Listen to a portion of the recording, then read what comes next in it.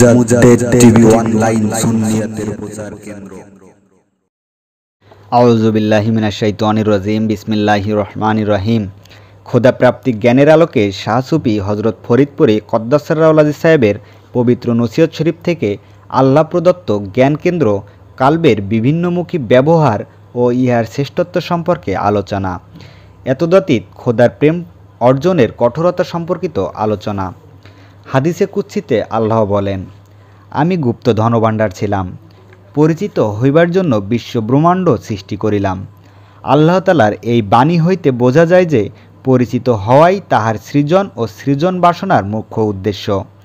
পরিচয় দিতে হইলে দ্বিতীয় বা ততোধিক অস্তিত্ব প্রয়োজন হয় এবং এমন অস্তিত্ব প্রয়োজন হয় যাহা পরিচয় গ্রহণে সক্ষম। মানুষ যে আল্লাহ তাআলার পরিচয় গ্রহণের মাধ্যমে আল্লাহ তাআলা তাহা বিভিন্নভাবে উল্লেখ করিয়াছেন। তিনি বলিয়াছেন, মানুষ আশরাফুল মাখলুকাত, যাহা সৃষ্টির মধ্যে সর্বশ্রেষ্ঠ। তিনি আবার বলিয়াছেন, আল ইনসানু সিররি, অর্থাৎ মানুষ আমার গুপ্তভেদ। তিনি আরও বলিয়াছেন, আমি আদমকে আমার নিজ সূরাতে সৃষ্টি করিয়াছি। সৃষ্টির আদিতে জাত লাতাইনে আল্লাহ তাআলার হব্ব বা প্রেম অনুভূতির প্রথম সৃষ্টি হয়। এই প্রেম অনুভূতি প্রকাশ করিবার জন্যই আল্লাহ তাআলার সৃজন বাসনা হইল। কিন্তু তিনি তদীয় প্রেম অনুভূতিকে প্রথমে আরশের উপর লামাকানে রাখিলেন। ইহার পরে তিনি নূরে মোহাম্মদী, তাহার পরে বিশ্বজগৎ ও হজরত আদম আলাইহিসসালামকে সৃষ্টি করিলেন। লামাকান হইতে হব্ব আল্লাহ তাআলার নিকট আরজ করিল, হে আল্লাহ, আমার জন্ম কি বৃথা যাইবে? আমাকে কে গ্রহণ করিবে? আকাশ বাতাস চন্দ্র সূর্য কেহই আল্লাহ তাআলার হব্ব বা প্রেমের ধারণ করিতে রাজি হইল না। আল্লাহ বলিলেন যে, তাহার মুমিন বান্দাই তাহার হব্ব বা প্রেমকে ধারণ করিবার জন্য যথাযথ হইবে।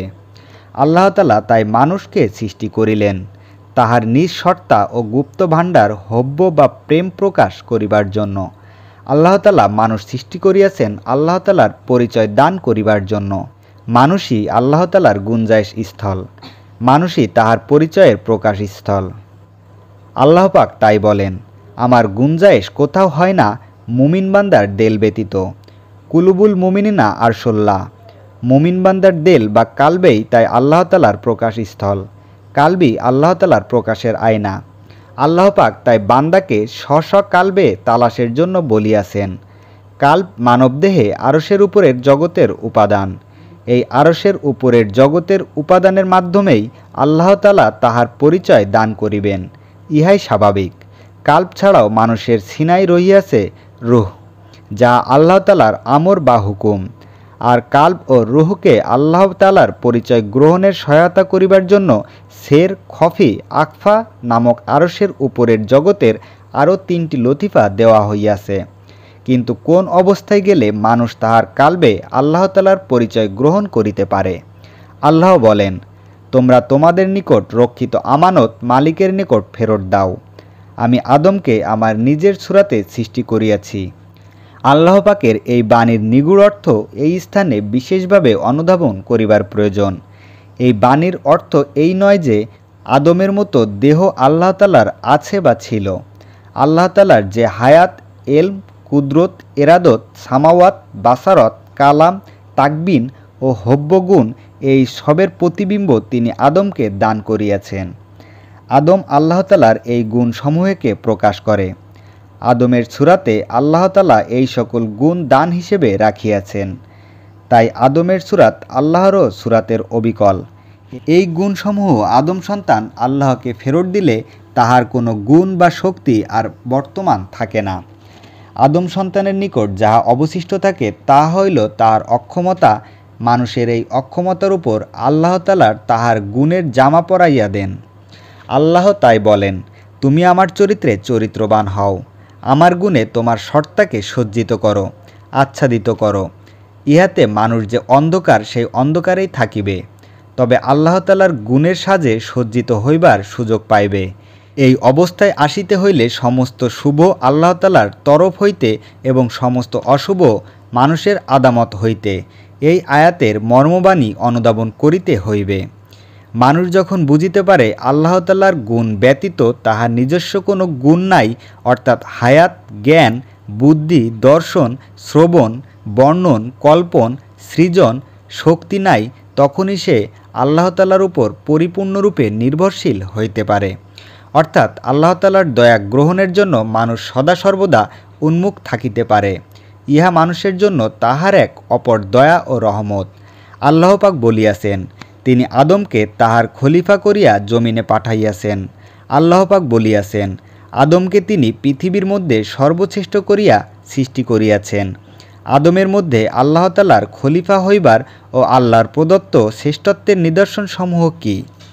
আমাদের ধারণা হইতে পারে যে মানুষের জ্ঞান, বুদ্ধি, স্বাধীনতা, ক্ষমতা ইত্যাদি জগতের অন্যান্য সকল জীবের চেয়ে অধিক, তাই মানুষের শ্রেষ্ঠত্ব। এক অর্থে কথাটি সঠিক হইলেও একটু চিন্তা করিলে কথাটির অসম্পূর্ণতা ও অগভীরতা বোঝা যায়। আল্লাহ তাআলা মানব দেহে যে সকল গুণ দান করিয়াছেন, যেমন জ্ঞান, বুদ্ধি, ক্ষমতা, কল্পনা, শ্রবণ, দর্শন, বর্ণন, কথন, সৃজন প্রভৃতি, সেইগুলি যদি আমাদের দেহ হইতে বাদ দেওয়া হয়, তবে যাহা অবশিষ্ট থাকে তাহা হইল একটি জৈবিক সত্তা। এই জৈবিক সত্তা সকল কিছুরই জন্য আল্লাহ তাআলার উপর নির্ভরশীল। মানব সত্তা তাই আল্লাহ তাআলার দান নির্ভর সত্তা। মানুষের যে দেহ, তাহার দুইটি বৈশিষ্ট্য। প্রথম বৈশিষ্ট্য হল মানব দেহ একটি জৈবিক সত্তা মাত্র, যাহা সকল কিছুরই জন্য আল্লাহ পাকের দানের উপর নির্ভরশীল।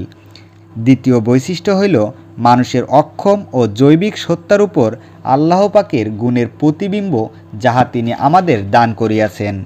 মানুষের সকল শুভগুণ ও কর্ম আল্লাহ তাআলার গুণসমূহ ও কর্মকাণ্ডের প্রতিবিম্ব। মানুষের কথা বলার শক্তি আল্লাহ তাআলার কালাম গুণের প্রতিবিম্ব। জ্ঞান, বুদ্ধি, এলেম গুণের প্রতিবিম্ব, অর্থাৎ মানুষের সকল গুণই ধার করা। এই ধারণা যখন সালেকের মনে স্পষ্ট প্রতীয়মান হয়, তখন আকরাবিয়াতের স্তরে বা আলমে আরওয়ার ঊর্ধ্বের জগতের গুণাবলী সে ফিরিয়া পাইতে থাকে। তখন নিজে অন্য কাহকে কিছু দান করিলে তাহাও নিজের মধ্যে আল্লাহ পাকের দয়াগুণের প্রতিবিম্ব প্রকাশিত হইয়াছে, এই ধারণাই কাজ করে। মানুষের ব্যক্তিগত স্বার্থ, দেশ, হিংসা, মোহ, লোভ, লালসা আলমে আরোহা স্তরেই দূরীভূত হইয়া যায়। আলমে আমরে আল্লাহ পাক রূহসমূহকে জিজ্ঞাসা করেন, আমি কি তোমাদের প্রভু নই? সকলে বলিয়াছিল, বেশক তুমি আমাদের প্রভু। আলমে আমরের জগতের মানুষ রবকে রব বলিবার গুণ সহজাত বা স্বভাবজাত হিসেবে প্রাপ্ত হইয়াছে, রবের উপর নির্ভরশীলতার জ্ঞান লাভ করিয়াছে। তাই এই অবস্থান হইতে অর্থাৎ আলমে আমরের জ্ঞান অর্জন করিবার পরই কেবলমাত্র মানুষ আল্লাহ তাআলার জ্ঞান অর্জনের জন্য প্রস্তুত হয়। সেই স্তরে আল্লাহ তাআলার সহিত মানুষের পরিচয়ের দরজা খুলিয়া যায়। এই স্তরে আসিয়া মানুষ বুঝিতে পারে মানুষের দেহ ও সত্তা পরিচালিত হইতেছে আল্লাহ তাআলার প্রতিবিম্ব গুণ সমূহ দ্বারা। এই স্তরে তাই প্রশ্ন দাঁড়ায়, মানুষ বলিতে কি বোঝায়? মানুষের দেহ, মানুষের রূহ, না মানুষের দেহে সংযোজিত আল্লাহ তাআলার গুণসমূহ? মানুষের রূহ বা জীবন, মানুষের দেহ ও মানুষের দেহে আল্লাহ তাআলার গুণসমূহ, এই তিনটি ভিন্ন স্তরে মানুষের প্রকাশ। আলমে আমরের স্তরের রূহ ও জীবন, আলমে আরোহের স্তরের রূহ ও গুণসমূহের সমষ্টি ও আলমে খালকে জীবন, দেহ ও গুণসমূহের সমন্বিত প্রকাশ। আল্লাহ পাকের পরিচয় গ্রহণ করিতে হইলে মানুষকে এই তিনটি স্তর হইতেই করিতে হইবে। এই তিন ভাগে যে মানুষের অস্তিত্ব পৃথক করা সম্ভব, তাহা একটু চিন্তা করিলেই বোঝা যাইবে। মানুষ মারা গেলেও তাহার দেহ বর্তমান থাকে, কিন্তু তাহার জীবন ও আল্লাহ প্রদত্ত গুণসমূহ যেমন দর্শন, শ্রবণ ইত্যাদি গুণ থাকে না। আবার দেখা যায় রোগ বা অন্যান্য কারণে হয়তো মানুষের শ্রবণ, দর্শন, চিন্তন, বর্ণন গুণ নাই, কিন্তু তাহার দেহে জীবন আছে। তাই মানুষের আমি সত্তা তাহার দেহ ও তাহার দেহের সহিত সংযোজিত আল্লাহ তাআলার গুণসমূহের এক নয়। জীবন, দর্শন, শ্রবণ, কল্পন, বর্ণন গুণ মানবদেহে তিনি যেমন দান হিসেবে সংযোজিত করিয়াছেন, তাহার এলম গুণ বা জ্ঞান নামক গুণও তিনি মানবদেহে সংরক্ষিত করিয়াছেন। মানবদেহের যেই স্তনে এই জ্ঞানের গুণ সংরক্ষণ করিয়াছেন, তাহার নাম কাল্ব। সাধারণত মানুষের জ্ঞান আরোহণের জন্য ব্যবহার করা তাহার দর্শন, শ্রবণ, স্বাদ বা অনুভূতি গ্রহণের ইন্দ্রিয় সমূহকে। কিন্তু আল্লাহ তাআলা মানুষের ইন্দ্রিয় সমূহকে অনুভূতির জন্য বা জ্ঞান গ্রহণে সহায়ক অঙ্গ হিসেবে সৃষ্টি করিলেও আল্লাহ তাআলার মূল জ্ঞানের আধার মানুষকে সফিদায়ে কাল্ব। দর্শন বা শ্রবণ ইন্দ্রিয় নিজে জ্ঞান লাভ করিতে পারে না, একইভাবে হস্তপদাদিও জ্ঞান আহরণ করিতে পারে না। চক্ষু যাহা দেখে, কর্ণ যাহা শোনে, জিহ্বা যে স্বাদ গ্রহণ করে, তাহাদের কেহই নিজে নিজেই তাহার তাৎপর্য অনুভব করিতে পারে না। চক্ষু, কর্ণ, নাসিকা, হস্ত সকল অঙ্গের সহিত মস্তিষ্ক ও কাল্ব বা দেলের যোগাযোগ রহিয়াছে। মস্তিষ্ক ও হৃদযন্ত্রের সহিত যোগাযোগ ছাড়া মানুষের কোনো ইন্দ্রিয়ই তাহার নিজ নিজ কর্ম করিতে পারে না। ইন্দ্রিয়সমূহের অনুভূতি মস্তিষ্ক হইয়া হৃদযন্ত্রে গেলেই আমরা যাহা দেখি, শুনি বা করি তাহার ভালো মন্দ বিচার করিতে পারি। মানবদেহের কার্যকরণ পদ্ধতি আমাদের বলিয়া দেয়, কাল্ব যাহা হৃদযন্ত্রের মধ্যে অবস্থিত, তাহাই আমাদের দেহে রক্ষিত আল্লাহ তাআলার জ্ঞান ভাণ্ডার। অনুভূতি ও জ্ঞান দুইটি ভিন্ন জিনিস। ইন্দ্রিয়সমূহ যাহা দেখে, তাহার দ্বারা মানুষলোকে যে ক্রিয়া বিক্রিয়া হয়, তাহা ইন্দ্রিয়লব্ধ জ্ঞান। মানুষের দেহের ইন্দ্রিয়সমূহকেও তাই দেখা যায়। মানুষলোক বা কাল্ব ছাড়া কার্যকর কোনো ভূমিকা রাখিতে পারে না। মানুষের দৈহিক কর্ম পদ্ধতি দ্বারাই বোঝা যায় কাল্বই মানবদেহের জ্ঞান কেন্দ্র।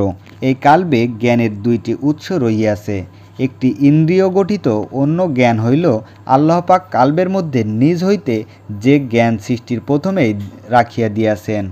তাহার নিজ গুণসমূহ হইতে আল্লাহ পাক আমাদের দেহকে শ্রবণ, দর্শন, বর্ণন প্রভৃতি গুণের জন্য বিশেষ স্থান, কেন্দ্র বা অঙ্গ দ্বারা সজ্জিত করিয়াছেন। জ্ঞানের জন্যও তেমনি একটি বিশেষ অঙ্গ আল্লাহ তাআলা দান করিয়াছেন। এই অঙ্গ হইল কাল্ব। এই কাল্বই হইল আল্লাহ তাআলার আরশের উপরে রক্ষিত মহাকাল্বের ক্ষুদ্রতম অংশ। সেই মহাকাল্বে আল্লাহ তাআলা তাহার নিজ জ্ঞান সৃষ্টির আদি অন্ত, আরশ, কুরসি, লৌহ কলম, সাততলা আসমান জমিন, মাশরিক মাগরিব সকল কিছুরই জ্ঞান রাখিয়াছেন। মানবদেহের কাল্ব মহাকাল্ব হইতে জ্ঞান আহরণ করিতে সম্ভব। মানবদেহের কাল্ব মহাকাল্ব হইতে জ্ঞান আহরণ করিতে সক্ষম। এই কাল্ব বা আল্লাহ প্রদত্ত জ্ঞান কেন্দ্রের জ্ঞানে যখন মানুষ জ্ঞানী হয়, তাহাকে আমরা প্রকৃত জ্ঞানী বলিতে পারি। কৃত্রিম চক্ষু সজ্জিত ব্যক্তিকে আমরা পরিপূর্ণ দৃষ্টিশক্তি সম্পন্ন বলিতে পারি না, তেমনি অতি সীমিত পরিধির ইন্দ্রিয়লব্ধ জ্ঞানের অধিকারীকে আমরা প্রকৃত জ্ঞানী বলিতে পারি না।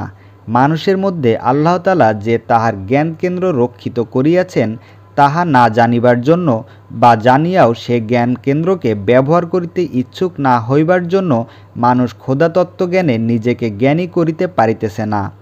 মানুষ তাহার আল্লাহ প্রদত্ত জ্ঞান কেন্দ্র ব্যবহার না করিয়া অন্যান্য অঙ্গ প্রত্যঙ্গ জ্ঞান আহরণের জন্য ব্যবহার করিতেছে। সেক্ষেত্রেও তাহারা সেই জ্ঞান বিশ্লেষণের জন্য অজ্ঞাতে আল্লাহ প্রদত্ত জ্ঞান কেন্দ্র কাল্বের সীমিত ব্যবহার করিতেছে। কিন্তু কাল্ব যাহা মানবদেহে আল্লাহ প্রদত্ত প্রকৃত জ্ঞান ভাণ্ডার, তাহার সচেতন ব্যবহার মানুষ করিতেছে না। আল্লাহ প্রদত্ত এই জ্ঞান ভাণ্ডারের ব্যবহার ইসলামের একটি বড় শিক্ষা, যাহা রাসূল করিম সাল্লাল্লাহু আলাইহি সাল্লাম আমাদের জন্য রাখিয়া গিয়াছেন। এই কাল্ব বা আল্লাহ প্রদত্ত জ্ঞান কেন্দ্রের ব্যবহার শিক্ষাই ইসলামের সুফি দর্শনে অন্যতম শিক্ষা। আল্লাহ তাআলা মানুষকে যে জ্ঞান কেন্দ্র দিয়াছেন, সেই জ্ঞান কেন্দ্রের ৭০,০০০ পদ্মার অন্তরালে রহিয়াছে সফিদায়ে কাল্ব। সফিদায়ে কাল্ব অর্থাৎ কালিমা মুক্ত কাল্ব। আল্লাহ পাকের পরিচয় জানার জন্য কাল্ব সম্পর্কে জ্ঞান থাকা তাই আল্লাহ তাআলার পরিচয় সন্ধানকারীদের জন্য বিশেষ প্রয়োজন। লতিফায়ে কাল্ব মানুষের বুকের বাম স্তনের সামান্য নিচে পাজরার দিকে নিরূপিত। ইহা আরশের উপরের নূরের জগতের লতিফা। মুর্শিদে কামেলের পাক তাজ্জু হতে এই কাল্ব জিন্দা হয়, অর্থাৎ এই লতিফার নূর প্রকাশ পায়। তখন জেকেরে কালবি জারি হয়। জেকেরে কালবি হাসিল হইলে দিল অতি সহজেই আল্লাহর দিকে রুজু হয়। এই কাল্বের মধ্যে আরবি তোগরা অক্ষরে আল্লাহ শব্দ লেখা আছে। সালেক যখন কাল্বে খেয়াল করিয়া জেকের করে, তখন জেকেরের ধ্বনি কাল্বে প্রতিধ্বনিত হয়। যে আল্লাহ আল্লাহ শব্দ বা জেকের জগতের সর্ব জিনিসের মধ্যে বর্তমান, সেই রূপ শব্দ অর্থাৎ জেকের ও জেকেরের নূর তখন কাল্বেও ধ্বনিত ও চমকিত হয়। বিশ্বের সকল বস্তুর মধ্যে যে নূর ও জেকেরের শব্দ, অণুপরমাণুর মধ্যে ইলেকট্রন, প্রোটন ও নিউট্রনের যে ঘূর্ণন ও শব্দ তরঙ্গ, তাহারা তো ওই আল্লাহ আল্লাহ শব্দ হইতে উদ্গত এনার্জি বা বিদ্যুৎ, নূর বা লাইট।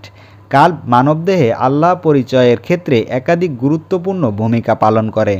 ইহা একাধারে camera, lens, reflector, radio centre, relay centre ও টেলিফোন এক্সচেঞ্জ ও টেলিভিশন বা বায়োস্কোপের পর্দা হিসেবে কাজ করে। আল্লাহ তাআলার জাত, তাহার হুকুম ও গুণের সূক্ষ্ম জগৎ হইতে মানুষের স্থূল দেহ পর্যন্ত সর্বত্রই যোগাযোগের জন্য কাল্বের ভূমিকা রহিয়াছে। এই কাল্বের ক্যামেরার লেন্সে সাধকগণ আল্লাহ তাআলার সিফাতের নূরের ও সৃষ্টির জগতের সকল কিছুর ছবি ধারণ করিতে পারেন। টেলিফোন এক্সচেঞ্জ হিসেবে কাল্ব আল্লাহ তাআলা রাসূল করিম সাল্লাল্লাহু আলাইহি সাল্লাম মুর্শিদে কামেল তথা পৃথিবীতে বর্তমান বা গত হইয়া যাওয়া যে কোনো ব্যক্তির সহিত যোগাযোগ করিতে সক্ষম। ক্যামেরার লেন্স হিসেবে শুধু ছবি ধারণ বা গ্রহণই করে না, টেলিভিশন বা বায়োস্কোপের পর্দা যেমন ক্রমাগতভাবে ঘটনার পরে ঘটনার ছবি ফুটাইয়া তোলে, কাল্বের পর্দায়ও তাহা সম্ভব হয়। সেই ঘটনাসমূহ অতীতকালের হইতে পারে, বর্তমানকালেরও হইতে পারে ও ভবিষ্যতেরও হইতে পারে। এই কাল্ব আবার মানুষের সকল কর্মেরও ভালো মন্দের রেকর্ডার হিসেবে কাজ করে। মানুষ খারাপ কাজ করিলে কাল্বের পর্দায় সঙ্গে সঙ্গেই কালো দাগ পড়িয়া যায়, আবার ভালো কাজ করিলে বা আল্লাহ তাআলার জিকির করিলে কাল্বের আয়নায় তাহার চমক বা রৌশনী বা উজ্জ্বল্য বাড়ে। এই কাল্ব যখন পরিপূর্ণরূপে কালিমা মুক্ত হয় বা সাধক যদি মূল কাল্বে বা ৭০,০০০ পদ্মার অন্তরালে সফিদয়ে কাল্বের সন্ধান পান, তাহা হইলে আল্লাহ তাআলার নির্দেশে তিনি অহরহই পাইতে পারেন, তাহাতে অসুবিধা হয় না। কাল্বের পর্দায় আল্লাহ তাআলার ৯৯ নামের তাজাল্লি বা ঝলক আসিতে থাকে। ইহার সত্যতা সাধারণ বিজ্ঞানের দৃষ্টিকোণ হইতেও বোঝা যায়। কাল্ব যখন জারি হয় বা সালেকের সর্বশরীরের জেকের জারি হয়, তখন তাহার জেকের আল্লাহ আল্লাহ শব্দ হইতে নূরের চমক উঠিতে থাকে। সেই নূর বা আলো তখন জগতের সর্ববস্তুর মধ্যে যে বিদ্যুৎ ও শব্দ তরঙ্গ আছে, তাহার সহিত মিশিয়া বিদ্যুৎ বেগেই আল্লাহ তাআলা ও সৃষ্টি জগতের সকল কিছুর সহিত যোগাযোগ করিতে পারে। এখানে প্রশ্ন হইল, কিরূপে এই কাল্বকে আল্লাহ তাআলার পরিচয়ের ধাবক পরিণত করা যায়? ইহার পথ হইল, আল্লাহ বলেন, তোমরা আমার চরিত্রে চরিত্রবান হও। কামেল মুর্শিদের তত্ত্বাবধানে থাকিয়া সালেক যখন সকল প্রকার পার্থিব আকর্ষণ হইতে মুক্ত হয় এবং তাহার সকল গুণ যে আল্লাহ তাআলার নিকট হইতে প্রাপ্ত, নিজের কোনো গুণ ও ক্ষমতা নাই, ইহা বুঝিতে পারে, তখনই সালেক আল্লাহ তাআলার পরিচয় গ্রহণ করিতে পারে। ইহা আকরাবিয়াতের অধ্যায়ে। ইহা পূর্বে কাল্ব, রুহু, শের, খফি, আকফা, নাফস ইত্যাদি লতিফার সংযোগে সালেক আল্লাহ পাকের সিফাতে এজাফিয়া ও তাজাল্লিয়াতে আফআলের সহিত পরিচয় লাভ করে। তাহা জেল্লি বা নূরের মাধ্যমে আল্লাহ তাআলার হাকিকি অর্থাৎ জাত মিশ্রিত সিফাত ও জাতের সহিত পরিচিত হয় আকরাবিয়াতের স্তরে। যখন তাহার মধ্যে এই ভাব উদয় হয় যে তাহার নিজের বলিয়া কিছু নাই, সালেক নিজেকে তখন খালি বুঝিতে পারেন। এই স্তরে সালেক সকল কিছুরই জন্য আল্লাহ পাকের ওপর নির্ভরশীল হয়। দুনিয়া ও আখিরাতের সকল কিছু হইতে নিজেকে মুক্ত করিয়া কেবল আল্লাহতেই ধ্যান ও জ্ঞান নিবদ্ধ করেন। তবে আকরাবিয়াতের মাকামে আল্লাহ তাআলার দয়ায় উন্নীত হইবার পূর্বে সকল সাধকই বেলায়েতে সোগরা মাকাম অতিক্রম করিতে হয়, অর্থাৎ আল্লাহ তাআলার নূরের জগতের সহিত পরিচিত হইতে হয়। তাই বেলায়েতে সোগরা ও আকরাবিয়াত এই উভয় স্তরের কথাই এখানে বলা হইল।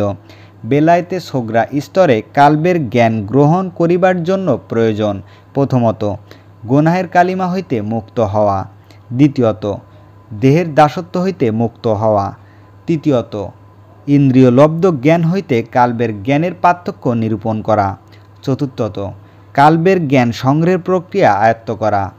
দেহের দাসত্ব তথা পার্থিব সকল চাহিদা হইতে মুক্ত হইবার এবং দেলকে গুনাহের কালিমা হইতে মুক্ত করা কাল্বের জ্ঞান লাভ করিবার প্রথম পদক্ষেপ।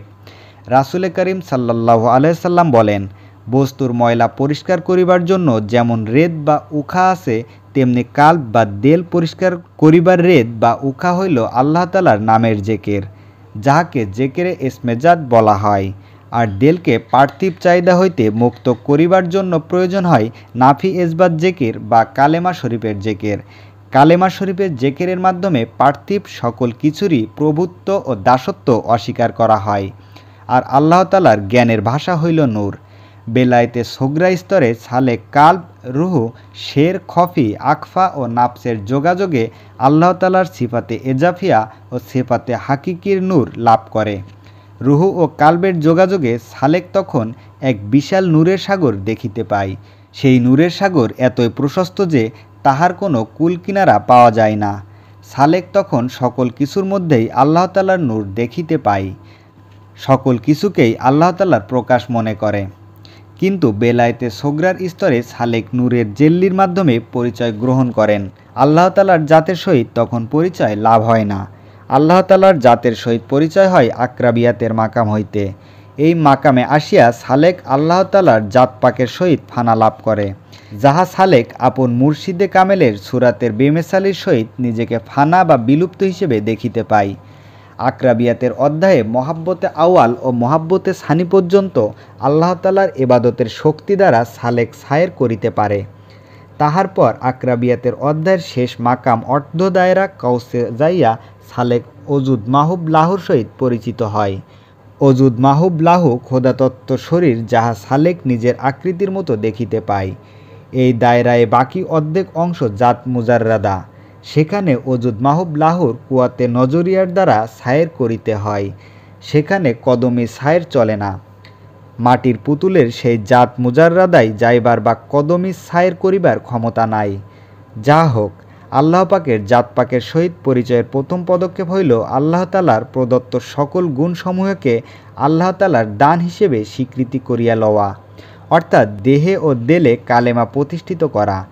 দেহে ও দেলে কালেমা প্রতিষ্ঠিত হওয়ার তাৎপর্য হইল প্রথমত মানবদেহে আল্লাহ পাকের যে সকল নিদর্শন রহিয়াছে সেই নিদর্শনসমূহকে দৈহিক প্রভুত্ব হইতে মুক্ত করা। এই সকল নিদর্শনসমূহ দৈহিক প্রবৃত্তি ও পার্থিব আকর্ষণ মুক্ত অবস্থায় আরশের উপরের জগতের নূর ধারণ করিতে পারে। এই সকল নিদর্শনসমূহ হইল কালব, রুহু, শের, খফি ও আকফা। তাহার পরবর্তী স্তরে নাফস, আব, আতশ, খাগ, বাদ অর্থাৎ আগুন, পানি, মাটি, বাতাস বা তাহাদের সমন্বয়ে যে দুষ্ট প্রবৃত্তি বা নাফসে আম্মারা তৈরি হয়, সেই প্রবৃত্তিকে পরিপূর্ণরূপে আল্লাহ তাআলার অধীনতা স্বীকার করানো। আলমে আরোহার স্তরে আমাদের রুহ আল্লাহ পাককে রব বা প্রভু স্বীকার করিয়াছিলেন, দেহ করে নাই।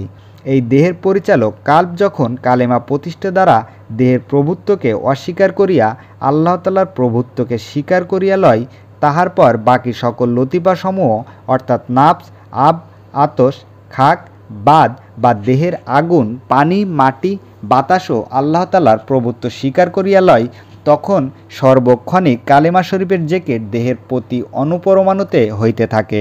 সর্বশরীরের জেকেরকে সুলতানুল আসকার বলে।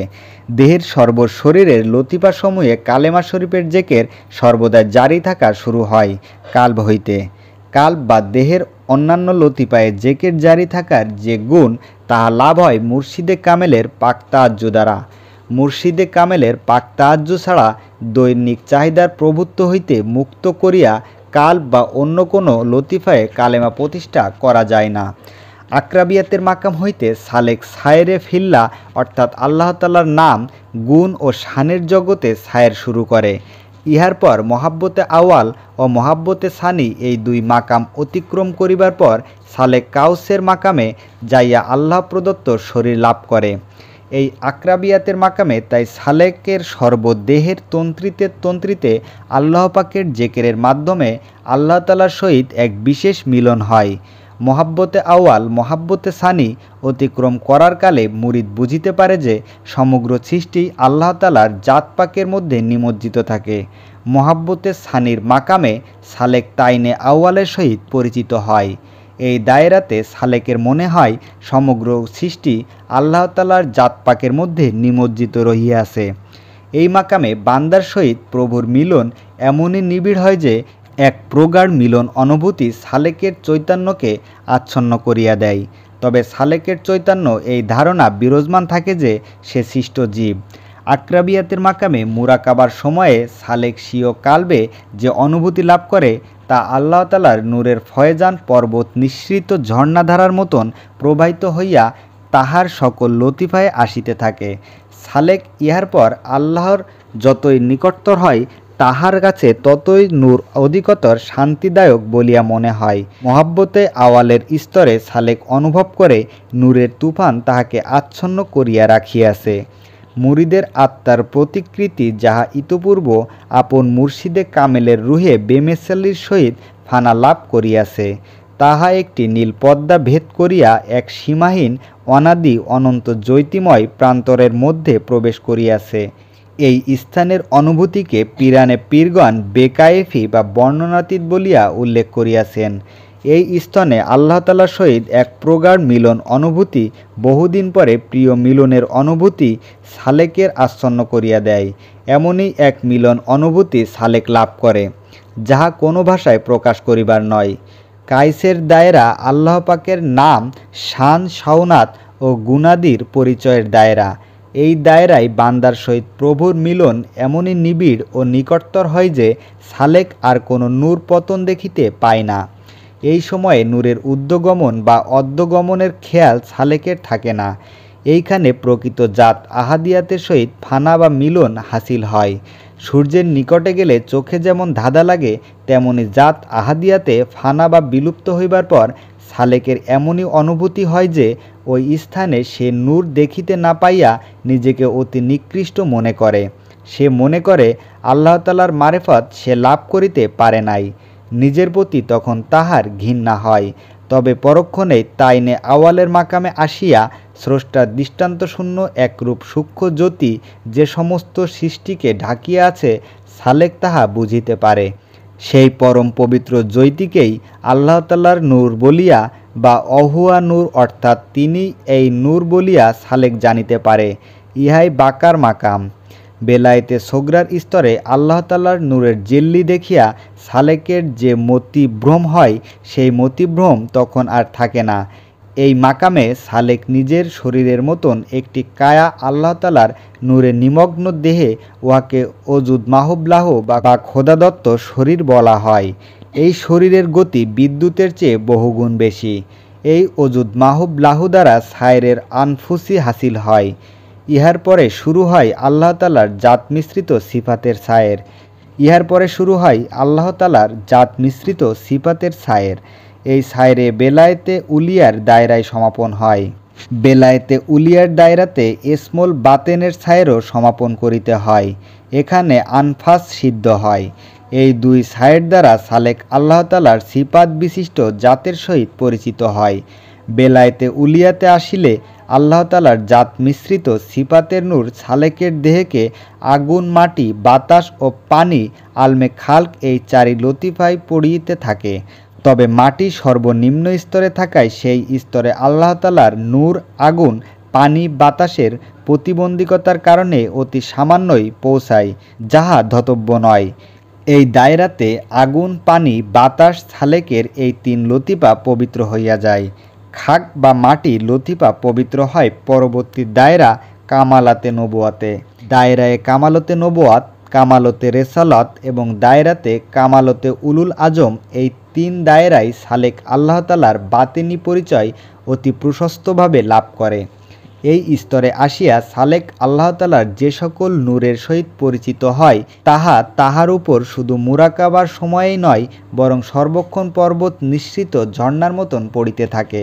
আল্লাহ তাআলার এই নূর সর্বক্ষণ পতিত হয় বলিয়া ওই নূরকে দায়েমি তাজাল্লি বলে। দায়রাতে কামালতে নবুয়াতে সালেকের খাক লতিফা অর্থাৎ দেহের মাটির অংশ আল্লাহ তাআলার দায়েমি তাজাল্লিতে পবিত্র হইয়া যায়।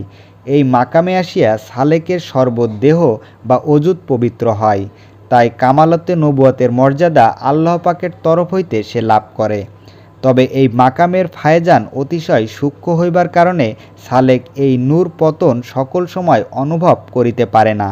তাই সালেক নিজেকে আল্লাহ পাকের মারেফত লাভের অযোগ্য মনে করে। আসলে সালেক তখন তার অবস্থা বুঝিতে পারে না। এই মাকামে আসিলে নবী করিম সাল্লাল্লাহু আলাইহি সাল্লাম শরিয়তের যে সকল আদেশ ও নিষেধাজ্ঞা দান করিয়াছেন, যেমন কেন আমরা নামাজ পড়ি, রুকুতে ও সিজদায় যাই, তাহার মর্ম সালেক নিজ দেহের মধ্যে দেখে এবং বুঝিতে পারে। দায়রায়ে কামালতে উলুল আজমের স্তরে আসিলে কুরআন মাজিদের বিশেষ বিশেষ অক্ষর যেমন ইয়াসিন, আলিফ লাম মিম প্রভৃতি গুপ্তভেদ সালেকের নিকট স্পষ্ট হয়। এই দায়রাতে আসিয়া তাহার দেহে আল্লাহ তাআলার দায়েমি তাজাল্লির নূর পতন অতি উজ্জ্বলভাবে সে দেখিতে পায়। ইহার পরে আল্লাহ তাআলার আরও নিবিড় পরিচিতির সংবাদ রহিয়াছে দায়রায়ে হকিকতে কুরআন, হকিকতে কাবা ও হকিকতে সালাতের মাকামে। হকিকতে কুরআনের দায়রা আসিলে সালেক এইরূপ বোধ করে যে আল্লাহ তাআলা যেন সেই মুহূর্তেই কুরআন মাজিদ নাজিল করিয়াছেন। কুরআন মাজিদ পড়িবার সময়ে বা নামাজের সময়ে কুরআন পাকের প্রতি অক্ষরের নূর সালেক দেখিতে পায়। লৌহে মাহফুজে যে কুরআন মাজিদ আল্লাহ তাআলার নূরের কালিতে লেখা রহিয়াছে সেই কুরআন মাজিদের নূরও সালেক দেখিতে পায়। দায়রায়ে হকিকতে কাবা আল্লাহ পাকের জাতের শান, মর্তবা ও মহত্ব প্রকাশ করে। এই মাকামে আসিলে সালেক দেখিতে পারে সৃষ্টির প্রতি রেণু রেণু কণা কণা হকিকতে কাবার দিকে সেজদা করিতেছে। এই মাকামে সালেক দেখিতে পারে কাবা শরীফের হকিকত হইতে এক বেরঙ্গির নূর কাবা শরীফের উপর পড়িতেছে। হকিকতে কাবা আল্লাহ তাআলার জাতের পাশাপাশি এতেবার বা মর্যাদা সম্পন্ন। দায়রায়ে হকিকতে সালাতের মাকামে আসিলে সালেকের হৃদয় আল্লাহ তাআলার প্রেমে নিমগ্ন হয় ও তাহার হৃদয়ে অতি বিনীতভাবে আসে। তাহার নিকট তখন স্পষ্ট হয় যে হকিকতে সালাত যেন একটি উঁচু চূড়া বিশিষ্ট গম্বুজ। সেই গম্বুজের উপর হইতে নামাজের দণ্ডায়মান সালেকের উপর হকিকতে কুরআন, হকিকতে কাবা ও হকিকতে সালাত এই তিন হকিকতের পৃথক পৃথক নূরের ফয়েজ সালেকের উপর ঝর্ণাধারার মতন পড়িতেছে। হজরত মুসা আলাইহিসসালাম তুর পাহাড়ে যেমন খোদার নূরে প্রজ্বলিত এক বৃক্ষ দেখিয়াছিলেন, সালেক তখন নিজেকে তেমনি নূরে প্রজ্বালিত সেই বৃক্ষের মতো দেখে। ইহাকেও হজরত রাসূলে করিম সাল্লাল্লাহু আলাইহি সাল্লাম আসসালাতু মেরাজুল মুমিনিন বলিয়াছেন। ইহার উপরে রহিয়াছে মাবুদিয়াতে সেরফা ও হব্ব সেরফার মাকাম। দায়রায়ে হব্ব সেরফা ও দায়রায়ে মাবুদিয়াতে সেরফাতে আরও কদমে সায়রা চলে না। তখন আল্লাহ তাআলার জাত মুজাররাদার সহিত বান্দার পরিচয় হয় অজুদ মাহব লাহুতে কুয়াতে নজরিয়া দ্বারা। এই জাত মুজাররাদাই প্রকৃত আহাদিয়াতের মাকাম। এই মাকামে আশেক ও মাসুকের যে সম্পর্ক আল্লাহ তাআলার সহিত বান্দার সেই সম্পর্কই গড়িয়া ওঠে। এই মাকামে কালেমা শরীফের প্রকৃত মর্ম সালেক বুঝিতে পারে। এই মাকামে আসিয়া সালেক দেখিতে পায় মুর্শিদে কামেলের সর্বশরীরের সবকের সহিত তার সর্বশরীরের সবক পরিপূর্ণরূপে মিশিয়া আসে। তখন মুর্শিদে কামেলের ৭০,০০০ লতিফা বিশিষ্ট কালবে মুরিদের সর্বশরীরের সহিত মিশাইয়া জেকের হইতে থাকে। সেই জেকেরের শব্দ সালেক বা মুরিদ সর্বসময় শুনিতে পায়। মুর্শিদে কামেলের ৭০,০০০ লতিফা বিশিষ্ট কালবে হইতে মুরিদের কালবের ৭০,০০০ লতিফায় যখন জেকেরের তরঙ্গ আসে, সেই অবস্থায় তাহার সফিদায়ক কালবে আল্লাহ তাআলার জ্ঞান আসিতে থাকে। ফলে তাহার আত্মদর্শনে সত্যদর্শন লাভ হয়। এইরূপে সালেক আকরাবিয়াতের মাকাম হইতে হব্বে সেরফার মাকাম পর্যন্ত আল্লাহ তাআলার হাকিকি সিফাত ও জাতের সহিত পরিচিত হয়। সালেক যতই উদ্দোলকে উন্নীত হয় সে ততই নিবিড়ভাবে আল্লাহ তাআলার পরিচিতি লাভ করে। আল্লাহ পাক এই সকল মাকামে যাহাকে উন্নীত করেন মহাব্বত করিয়াই উন্নীত করেন। আল্লাহ তাআলার মহাব্বতের পাত্রগণই কামালতে নবুয়াত, হকিকতে এলাহিয়া, হকিকতে আম্বিয়া, মাবুদিয়াতে সেরফা ও হব্ব সেরফা মাকাম সমূহ লাভ করেন। সায়ের সুলুক অপেক্ষা মহাব্বত ও জজবাই এই সকল মাকামে উন্নীত হইবার সহজ পথ। আল্লাহ তাআলার প্রকৃত পরিচয় লাভ করিতে হইলে তাই দুনিয়ার দাসত্ব হইতে মুক্ত হইতে হবে। সকল গুণই আল্লাহ তাআলার, তাহা জানিয়া বুঝিয়া আল্লাহ তাআলার উপর নির্ভর হইতে হইবে। তাহার গুণে গুণান্বিত হইয়া একমাত্র আল্লাহ তাআলার প্রেমকেই সার জানিতে হইবে। আল্লাহ তাআলার সহিত বান্দার প্রেম তখনই সম্ভব যখন বান্দা আল্লাহ তাআলার গুণ ও চরিত্র লাভ করে। আল্লাহ তাআলার গুণে গুণান্বিত হওয়া সে বান্দার পক্ষে কত দুরূহ তাহা হযরত শেখ সাদী রহমতুল্লাহ আলাইহি একটি কাব্য লিখিত কাহিনীর দ্বারা বুঝাইয়াছেন। কাহিনীটি এইরূপ। একদা এক নিশীতে হযরত শেখ সাদী রহমতুল্লাহ আলাইহি সাহেব নিজ হুজরায় বসিয়া আছেন। ঘরে মোমবাতি জ্বলিতেছে। ২-৪টি পতঙ্গ মোমবাতির আশেপাশে উড়িতেছে।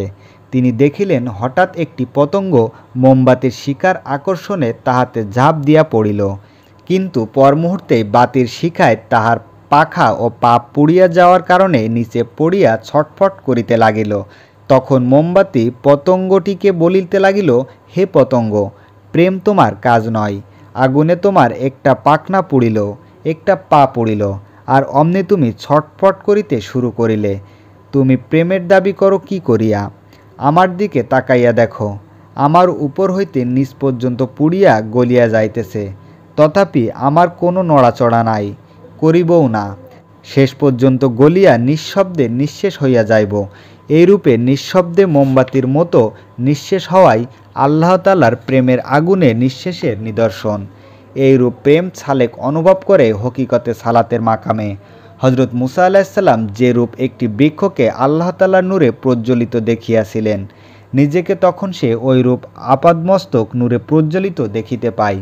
আল্লাহ পাক বিশ্ব সৃষ্টির জন্য অবারিত রহমত ও করুণার ধারা লইয়া সৃষ্টির আদি হইতে অন্ত পর্যন্ত বিদ্যমান। তিনি যাহাকে দয়া ও মহাব্বত করিয়া তাহার পরিচয় দান করিবেন, তাহার মধ্যেও ঐরূপ স্বার্থ, মোহ, শোক, তাপ, বেদনা, দুঃখবোধের ঊর্ধ্বে সকল মানুষের তথা সকল সৃষ্টির সর্ব অবস্থায় ভালোবাসিবার গুণ প্রদান করেন। তাই তামাম সৃষ্টি সালেকের চোখে ভালো দেখা যায়। তাহার উপর যতই জুলুম অত্যাচার, যতই নিপীড়ন ও চাপ আসুক না কেন, তাহার প্রশস্ত সিনাই তাহা ধারণ করিবার ক্ষমতা আল্লাহ পাক দান করেন। যেমন রাসূল করিম সাল্লাল্লাহু আলাইহি সাল্লাম, যাহার উদ্দেশ্যে আল্লাহ পাক বলিয়াছেন, হে নবী, আমি কি আপনার সিনাকে প্রশস্ত করি নাই? আল্লাহ পাক যাহাকে আশেক হিসেবে গ্রহণ করিবেন, তাহার মধ্যে আপন গুণাগুণ তিনি দান করেন। নেকলেস সোনার তৈরি হার। বিবাহের দিনে কনেকে বরণ করিবার প্রতীক হিসেবে সোনার হার দেওয়া হয়। নেকলেস সোনার তৈরি বলিয়া কেহ একখণ্ড স্বর্ণ টুকরাকে কনের গলায় ঝুলাইয়া দেয় না। স্বর্ণপিণ্ডকে সোনার হারে পরিণত করিতে হয়। সোনার হার বা নেকলেসকে যদি জিজ্ঞাসা করা হয়, হে সোনার হার, তুমি তো মূলত একটি স্বর্ণপিণ্ড, তুমি কেমন করিয়া সোনার হারে পরিণত হইলে? সোনার হার তাহা হইলে হয়তো তাহার মর্মবেদনা শুনাইবে। স্বর্ণ টুকরাকে অ্যাসিড ও সোহাগায় মিশাইয়া আগুনের তাপে জ্বালানো হয়। তাহার পর সেই গলিত সোনাকে ছাঁচে বা ডাইসে ফেলিয়া হারের আকার দেওয়া হয়। তাহার পর হাতুড়ির ঘায়ে ঘায়ে সমান করা হয়। শিরীষ কাগজ দিয়া ঘষিয়া ঘষিয়া মসৃণ করা হয়। তাহার পর বহু রকম পালিশ দিয়া তাহার ঔজ্জ্বল্য বৃদ্ধি করা হয়। পরে সেই সুদর্শন উজ্জ্বল সোনার হারকে নীল কাগজে মুড়িয়া সুন্দর বক্সের মধ্যে প্যাকেট করিয়া বিবাহ বাসরে কনে বরণ করিবার উপযুক্ত করা হয়। তখনই তাহাকে নেকলেস নামকরণ করা হয়। তাহাকে যে দেখে সে প্রশংসা করে, তাই তখন নেকলেস বলে, আমি নববধূর গলায় হার হইতে যাইয়া এত যন্ত্রণা সহ্য করিলাম, আর তুমি আপন মাসুকের গলার নেকলেস হইতে চাও? হুঁশিয়ার, কত দুঃখ বেদনা যে তোমাকে পোহাইতে হইবে তাহার সীমা নাই। যদি তুমি সেই দুঃখ বেদনা সহিতে পারো, তবেই মানজিলে মাকসুদে পৌঁছাইতে পারিবে। হে আল্লাহ তাআলার প্রিয় বান্দাগণ, তোমরা যদি আপন মাসুকের সহিত প্রেমের খেলা খেলিতে চাও, দুনিয়ার সমস্ত সুখ ও সম্ভার, সমস্ত ধন সম্পদ, ঐশ্বর্য, ক্ষমতা, শাহী সিংহাসন, কামনা বাসনা পরিত্যাগ করিয়া জামানার কামেলের কদমে নেসার হইয়া যাও। বলখের সুলতান হজরত ইব্রাহিম ইবনে আদহাম বলখি রহমতুল্লাহ সাহেব শাহী সিংহাসন ত্যাগ করিয়া আপন পীরে কামেলের কদমে নিজেকে নেসার করিয়াছিলেন। তাহার পরে তিনি আল্লাহ তাআলাকে পাইয়াছিলেন। তাহার রেজামন্দি প্রেম প্রীতি লাভ করিয়া অবিস্মরণীয় হইয়াছিলেন। দুনিয়াকে সম্পূর্ণরূপে ত্যাগ না করিয়া আল্লাহ তাআলাকে কেউ পায় না, পাওয়া সম্ভব নয়। আমার মহান দয়াল মুর্শিদ, জামানার শ্রেষ্ঠ মুজাদ্দেদ, মহাতাপস কেবলাজান হুজুর হজরত মাওলানা খাজা বাবা শাহ সুফি এনায়েতপুরে কদ্দাসুল আজিজ সাহেব আমাকে ফরমাইয়াছিলেন, তুমি যদি আল্লাহকে লাভ করিতে চাও, তাহা হইলে দুনিয়ার সমস্ত লোভ লালসা, সম্পত্তি, ক্ষমতা, লিনসা তথা দুনিয়ার সমস্ত সুখ পরিত্যাগ করো। কারণ বিনা ত্যাগে আল্লাহকে কেহ কখনো পায় নাই, পাইতেও পারে না। পীরে কামেলের কদমের নিচে জান ও মাল নেসার করো। 8 দিন করিয়া উপবাস থাকো। তোমাকে দেখিয়া লোকে হাসিবে। তুমি কাহাকেও কিছু বলিতে পারিবে না, কাহারও কাছে হাত পাতিতে পারিবে না। সম্পূর্ণরূপে দুনিয়া ত্যাগ না করিয়া আল্লাহকে কেউ পায় না, পাওয়া সম্ভব নয়। হুজুর কেবলাজানের এই নির্দেশ যখন আমি আমার আব্বাজানকে জানাইলাম, তিনি বলিলেন, এই নসিহত বড় শক্ত নসিহত। সমস্ত দুনিয়া পরিত্যাগ করিয়া তোমাকে দুঃখের সমুদ্রে ভাসিতে হইবে। দুনিয়ার সমস্ত সুখ ভোগ তোমার জন্য হারাম হইয়া যাইবে। যদি আল্লাহ তোমাকে দয়া করেন, তাহা হইলেই তুমি আপন পীরে কামেলের পাক তাজ্জু দ্বারা বাঁচিতে পারিবে। জীবনে মরণে আপন পীরের কদম ছাড়িও না, পীরের কদম শক্ত করিয়া ধরো। মহাকবি হাফেজ বলেন, যদি তুমি দুর্বিপাকের তুফান হইতে বাঁচিতে চাও, পীরের কদমকে নুহের তরী মনে করিয়া শক্ত করিয়া ধরো। নচেৎ এমনই দুর্বিপাকের তুফান আসিবে, যাহা তোমার সমস্ত ভিতকে ভাঙ্গিয়া মেসমার করিয়া ফেলিবে। হে সালেক, হে খোদাপ্রাপ্তির পথের পথিক, তোমরা তোমার পীরের কদমকে শক্ত করিয়া ধরো। সর্ব অবস্থায় পীরের কদমে থাকো। আমি দোয়া করি তোমরা কামিয়াবি হও, আমিন। মহাহলি বিশ্বহলি শাহ সুফি হজরত খাজা বাবা ফরিদপুরি কেবলাজান হুজুরের এই জ্ঞান গর্বমূলক পবিত্র নসিহত শরীফ সকলের মাঝে বেশি বেশি শেয়ার করে কেবলাজানের নেক দয়া হাসিলের জন্য আপনি আমি চেষ্টা করি। কেবলাজান আপনাকে আমাকে কবুল করুক, আমিন।